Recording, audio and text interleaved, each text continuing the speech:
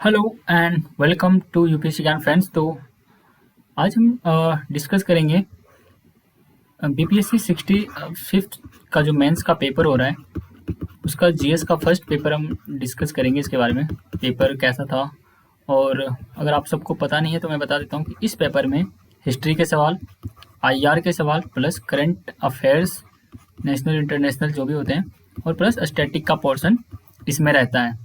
Okay, तो देखते हैं आज का पेपर कैसा था। ओके, तो ये देख सकते हैं आप, ये पेपर फर्स्ट है।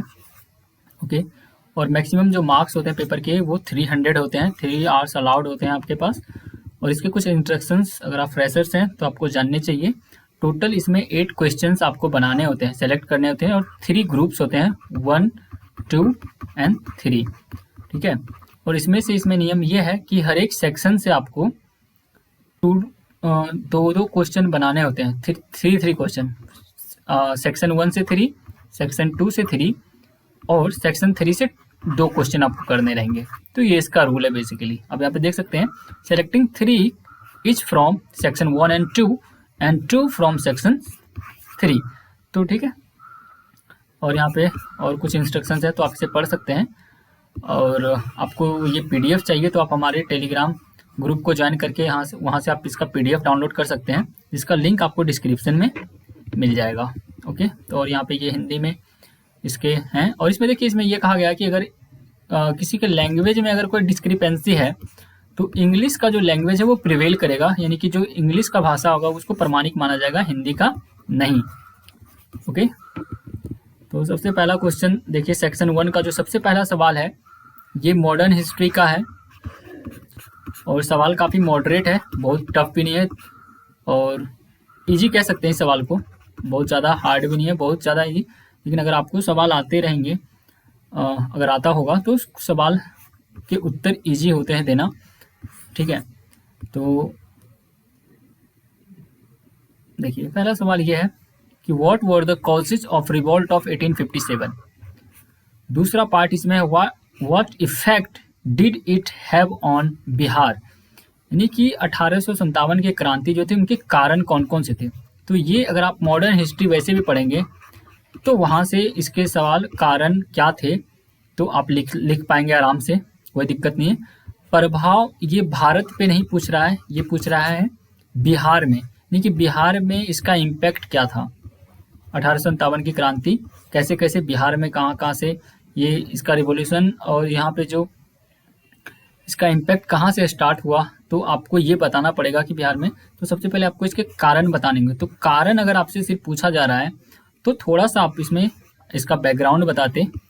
ठीक है, तो ये बेसिकली मैं अभी ज़्यादा इम्फेसाइज में इस पर करूँगा नहीं, क्योंकि मैं एक इन्फॉर्मेशन दे देना चाहता हूँ कि देखिए यूट्यूब पे बहुत ऐसे चैनल हैं जो आपको पीटी के लिए भर के आपको वीडियोज उनके मिलेंगे। लेकिन ये जो हमारा चैनल है, हमारा एक नया इनिशिएटिव स्टार्ट होगा इस पर कि बीपीएससी और स्टेट पीसीएस कोई भी हो, यूपीएससी भी हो, उसके मेंस के लिए, पूरी मेंस के लिए यहाँ पे आपको कंटेंट मिलेंगे। तो इसके लिए आपको हमारे चैनल पे रुकना पड़ेगा। रुकेंगे कैसे, तो आप इसे सब्सक्राइब करके आप हमारा रेगुलर ऑडियंस जब बनेंगे तो आपको सारे कोर्सेज, खासकर बीपीएससी और कोई भी स्टेट पीसीएस जो भी हैं, यूपी पीसीएस और बीपीएससी, इन दोनों के मेंस के मटेरियल आपको यहाँ पे मिल जाएंगे, वीडियो के फॉर्म में भी प्लस पीडीएफ। ठीक है, तो क्योंकि पीटी के लिए सब कराते हैं, लेकिन आप मेंस में अगर आपके पास पैसे नहीं है तो आप अफोर्ड नहीं कर सकते कोचिंग, तो उसका फ़ायदा आप यहाँ से ले सकते हैं। तो पहला सवाल ये था हिस्ट्री का। फिर दूसरा सवाल हिस्ट्री का फिर से है कि जो वेस्टर्न एजुकेशन है, ठीक है, 1858 टू 1914 के दौरान बिहार में पाश्चात्य शिक्षा के संप्रसार, यानी कि जो इसका स्प्रेड था उसका वर्णन करने के लिए कहा जा रहा है। तो देखिए, आपने मॉडर्न हिस्ट्री, जैसे इंडिया का मॉडर्न हिस्ट्री हम लोग पढ़ते हैं तो वहाँ पे भी है ये। उसके बाद तो वहाँ से चीज़ों को कनेक्ट करके आप फिर बिहार में इसका पाश्चात्य का संप्रसार वर्णन कीजिए, यानी कि बिहार में जब वेस्टर्न एजुकेशन को प्रमोट किया जा रहा था तो कौन कौन से ऐसे पक्ष थे या फिर फैक्टर थे जो इसको प्रमोट करे थे। हो सकता है कुछ लोग इसके विरोध में हो, तो वैसी चीज़ें आपको मिला करके एक बैलेंस्ड व्यू बना के आपको इसका आंसर लिखना है। नेक्स्ट सवाल पे चलते हैं। नेक्स्ट सवाल, right a note on Swami Sahajanand and the किसान सभा मूवमेंट। स्वामी सहजानंद और किसान सभा जो आंदोलन था उस पर टिप्पणी करने हैं। तो ये भी सवाल अगर आप पढ़े हैं तो सवाल स्वामी सहजानंद काफ़ी वेल नॉन फिगर थे ये हमारे जब भारत आज़ाद नहीं था उस समय भारत को आज़ादी दिलाने में काफ़ी सारे आंदोलन इन्होंने किए। तो इनका ओवरऑल अचीवमेंट और इनके बारे में बताना है तो ये टिप्पणी शॉर्ट नोट लिखने थे आपको, शॉर्ट नोट नहीं नोट लिखना है। Okay sorry. नेक्स्ट क्वेश्चन है explain the social and economic ideas of Ram Manohar Lohia and Jayaprakash Narayan. यानी कि राम मनोहर लोहिया और जयप्रकाश नारायण जी का जो एक सोशियो एंड इकोनॉमिक आइडियाज थे उस पर बातें यहाँ पे आपको लिखना था उनसे रिलेटेड। तो ये भी सवाल स्ट्रेट फॉरवर्ड सवाल है, ज़्यादा कुछ इसमें घुमा के सवाल दिया नहीं गया है। अगर आप पढ़े होंगे क्योंकि पर्सनालिटीज बिहार के और उनके अचीवमेंट्स को लेकर के, उनके आइडियाज़ को लेकर, उनकी फिलोसफी क्या थी, तो सवाल आसानी से अटेम्प्ट किया जा सकता था। नेक्स्ट सवाल है आपका पाला आर्ट से। तो ये कह रहा है डिस्कस द फीचर्स ऑफ पाला art and architecture and it's relationship with Buddhism. यानी कि ये दोनों आर्ट हैं जो भवन निर्माण कला और उनकी विशेषताओं को स्पष्ट कीजिए तथा बौद्ध धर्म के साथ उनके संबंध पर प्रकाश डालिए। देखिए अभी कुछ दिन पहले हमारे ही चैनल पे इस पे वीडियो आई थी, इसका मैं आपको एक क्लिप्स देता हूँ, आप देख सकते हैं यहाँ पे। तो यहाँ पे हम लोगों ने अभी स्टार्ट किया था, हालांकि ऑडियंस ज़्यादा नहीं थी, इस वजह से हमने अभी इसको रोक दिया था। लेकिन अगर आप सब सपोर्ट करेंगे, आप चैनल पे बने रहेंगे तो मेंस की तैयारी आप ये कह सकते हैं कि देखिए ये यहाँ पे है पाल आर्ट। बहुत ऐसे क्वेश्चन थे अभी जो आगे और भी मिलेंगे आपको। ओके तो आप इसे देख सकते हैं, यही हमारा चैनल है। ओके सो चलते हम लोग आगे अपने डिस्कशन की ओर। ठीक है, तो ये था हिस्ट्री का बेसिकली क्वेश्चन। तो ये सेक्शन 1 था जिसमें से आपको 3 क्वेश्चन अटेम्प्ट करने थे, और भी क्वेश्चन अभी सॉरी शॉर्ट नोट लिखने का है। देखिए कि इसमें 3 दे रखे हैं, 2 पे लिखना है doctor Rajendra Prasad and national movement, यानी कि दूसरा है Gandhi ji views on caste and religion.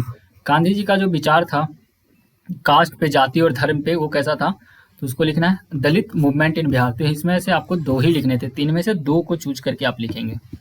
Okay यहाँ पे हिंदी में सवाल आप देख सकते हैं, गांधी में बिहार में दलित आंदोलन और जाति और धर्म पर गांधी जी के विचार। ठीक है, तो अब सेक्शन 2 स्टार्ट होता है, जहाँ पे आपको IR के सवाल देखने को मिलेंगे। ओके और करंट अफेयर्स के। ठीक है, कह रहा है discuss the pattern of global spread of कोविड-19 corona virus pandemic with reference to the international migration and trade. तो ये सवाल थोड़ा सा इसमें है, लेवल है इस सवाल में। देखिए इसमें कोविड-19 का स्प्रेड यहाँ पे देखिए, अंतर्राष्ट्रीय स्थानांतरण और व्यापार के संदर्भ में कोविड-19 महामारी के वैश्विक प्रसार के तरीके अब आप देखिए यहाँ पैटर्न और तरीका। ठीक है, तो उसका चर्चा करना है बेसिकली। देखिए कोविड-19 का पता है कि पूरा वर्ल्ड जो है वो शट डाउन हो गया, शट डाउन, लॉकडाउन जो भी कह सकते हैं। तो जो इंटरनेशनल ट्रेड जो था, इंटर बाउंड्री ट्रेड, ये भी ठप हो चुका था। तो उस पर क्या इम्पैक्ट हुआ, दूसरा माइग्रेशन, काफ़ी ज़्यादा माइग्रेशन हुआ, इंटर स्टेट, इंट्रा स्टेट दोनों तरह के, और इंटरनेशनल माइग्रेशन भी हुए। और इसके लिए इंडिया में चलाया गया था वंदे मातरम प्रोग्राम, जो बाहर से विदेशों में जो फंसे हुए लोग थे उनको लाने के लिए।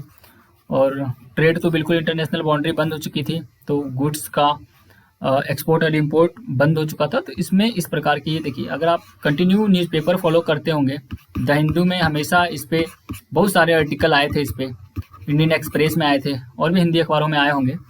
तो वहाँ से इन चीज़ों को आराम से इजीली आप इसमें पॉइंट्स अपने रख सकते थे। इसलिए एडिटोरियल पढ़ना न्यूज़पेपर का बहुत ज़रूरी है। नेक्स्ट क्वेश्चन है what are the variables of world happiness report 2020, give reason why the Nordic countries are considered as the top ranking countries in the world. विश्व खुशहाली रिपोर्ट 2020 के विभेद क्या है, यहाँ पे वेरिएबल और विभेद, थोड़ा सा ट्रांसलेशन में मुझे प्रॉब्लम हो रहा है, इसमें क्या एक्चुअली इसका वर्ड होना चाहिए। वेरिएबल, जहाँ तक मुझे पता है कि वेरिएबल कुछ और होता है, विभेद ये अलग है। तो कारण बताइए कि नॉर्डिक देशों को विश्व में प्रथम स्तरीय देश क्यों माना जाता है। तो बेसिकली ये इसमें जो वेरिएबल्स हैं कि इसमें आप ये बताएंगे कि इसके वेरिएबल्स क्या हैं।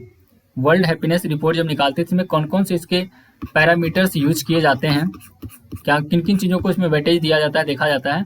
फिर उसका दूसरा जो पहलू है, इसमें और भी चीज़ें आप लिख सकते हैं, इसका बैकग्राउंड हिस्ट्री, कैसे कैसे स्टार्ट हुआ। ठीक है, और अभी अगर नॉर्डिक कंट्रीज जो होते हैं वहाँ पे प्रथम श्रेय क्यों माना जाता है, क्यों इसमें देखिए हमेशा टॉप पे, चाहे वो नॉर्वे हो, फिनलैंड हो, इस तरह के डेनमार्क, ये सब कंट्री वहाँ पे क्यों उनमें टॉप में आते हैं। तो ये सब भी बिल्कुल जब ये रिपोर्ट आता है, आप ध्यान रखेंगे इस तरह की जब रिपोर्ट्स आती हैं तो इस पर लगातार आपको 2 से 4 दिन आपको न्यूज़पेपर में इस पर एडिटोरियल देखने को मिलेगा। और उसमें रीजंस होते हैं कि क्यों इंडिया इसमें लैगिंग बिहाइंड है, कि पाकिस्तान, बांग्लादेश, ये सब इंडिया से ज़्यादा खुश है।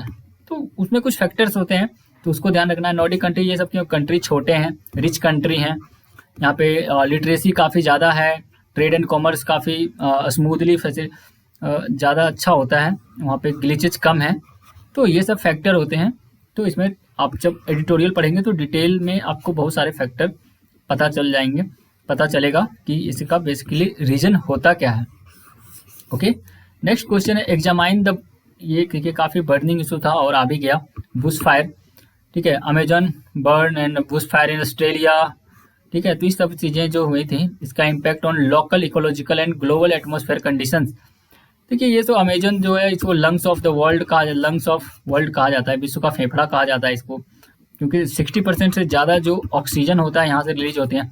और ऑस्ट्रेलिया में भी बुश फायर हुआ था, जहाँ आप सबने सुना होगा कोआला, काफ़ी ज़्यादा इम्पैक्ट हुआ था। तो इस पर क्या क्या प्रभाव पड़ते हैं, तो आपको पता है कि जब आग जलती है तो पॉल्यूशन होगा, धुआं उठता है, हैबिटाट लॉस होते हैं। तो बहुत सारी चीज़ें इनमें फैक्टर होते हैं जो हमारे इन्वायरमेंट को इम्पैक्ट करता है नेगेटिवली। तो ये सारी चीज़ें आप इस यहाँ से लिख सकते थे। ठीक है, क्योंकि मैं इसमें आंसर नहीं बता रहा हूँ, बस क्वेश्चन मेरा ये भी था कि आपको क्वेश्चन दिखाया जाए। बहुत सारे लोग इच्छुक रहते हैं कि वो क्वेश्चन देखेंगे। फिर देखिए कोरोना वायरस से रिलेटेड फिर दूसरा क्वेश्चन यहाँ पे देखने को मिलेगा आपको, socio and ecological implications of covid lockdown in India with examples. बहुत ही शानदार क्वेश्चन है, बहुत आर्टिकल और अभी तक आर्टिकल आ ही रहे न्यूज़पेपर में, जब भी पढ़ेंगे कोरोना वायरस से लॉकडाउन के सामाजिक आर्थिक और किस तरह से इसमें, तो आपने आंखों से देखा होगा कि कैसे दिल्ली से पैदल चल के लोग बिहार, यूपी और मुंबई से पैदल चल के महाराष्ट्र और बिहार साइकिल से पता नहीं कहाँ से आए हैं। तो इम्प्लीकेशंस बहुत सारे, लेकिन हाँ देखिए इस तरह के क्वेश्चंस में क्या होता है ना कि आंकड़े बहुत इंपॉर्टेंट होते हैं। डेटा देने होंगे कि कितने लोग माइग्रेट किए हैं और किस तरह की चीज़ें हुई, बहुत सारे सामाजिक और आर्थिक कैसे अनएम्प्लॉयमेंट बढ़ा है, ग्रोथ रेट हमारी कितनी नीचे आ गई है, प्रोडक्शन कैसे ठप हो गया है, इंटरस्टेट ट्रेड ठप हो गया है, जो सप्लाई चेन, कुल मिला के ये कह सकते हैं सप्लाई चेन जो है वो काफ़ी बिल्कुल वो कहते हैं कि ठप हो चुका है। ये कह सकते हैं कि सप्लाई चेन बहुत ज़्यादा प्रभावित हुआ। और एग्रीकल्चर में भी बहुत झटका लगा, क्योंकि लोगों को अलाउड नहीं किया गया था कि आप खेतों पे जाएं, इस तरह की चीज़ें, बहुत ज़्यादा लॉस हुआ है। तो इसमें बहुत सारी बातें आप बना के लिख सकते थे, लेकिन हाँ आंकड़े बहुत ज़रूरी हैं। इस तरह के क्वेश्चंस में आंकड़े इंपॉर्टेंट होते हैं, डेटास। नेक्स्ट है विथ मिशन शक्ति। मिशन शक्ति देखिए, India becomes the 4th largest space power in the world, discuss this statement. तो इस स्टेटमेंट को डिस्कस करना है बेसिकली, जो विश्व में है भारत का 4था स्थान हो गया है मिशन शक्ति जब से लॉन्च किया है, कि ए-सैट नाम था ना, एंटी सैटेलाइट मिसाइल को मार गिराने का। तो इसमें आप साइंस एंड टेक पढ़े होंगे तो काफ़ी अच्छे से आपने लिखा होगा और लिख सकते हैं इस तरह की चीज़ें। जो देखिए ये हमारे यहाँ पे इसरो और DRDO के जो अचीवमेंट्स होते हैं, इसको तो अवश्य पढ़ना पड़ेगा आपको। और इसके साथ ही मैं कुछ इसके बैकग्राउंड्स को हिंट करते हुए, और जो अलग अलग इस भारत के अलावा जो 3 कंट्री है उनके प्रयासों को भी इसमें मेंशन करना था। तो इस तरह करके इसका आंसर बनाया जा सकता था। नेक्स्ट है पार्ट 3। तो ये स्टैटिक पार्ट है, ठीक है, जिसमें इस तरह के पाई चार्ट और डायग्राम्स और स्टैटिक वाली चीज़ें हैं। तो ये क्वेश्चन, इन सब क्वेश्चन को मैं डिस्कस नहीं करूँगा, इन सब क्वेश्चन को आपको देखने हैं तो आप टेलीग्राम में ज्वाइन करके आप क्वेश्चन डाउनलोड कर सकते हैं।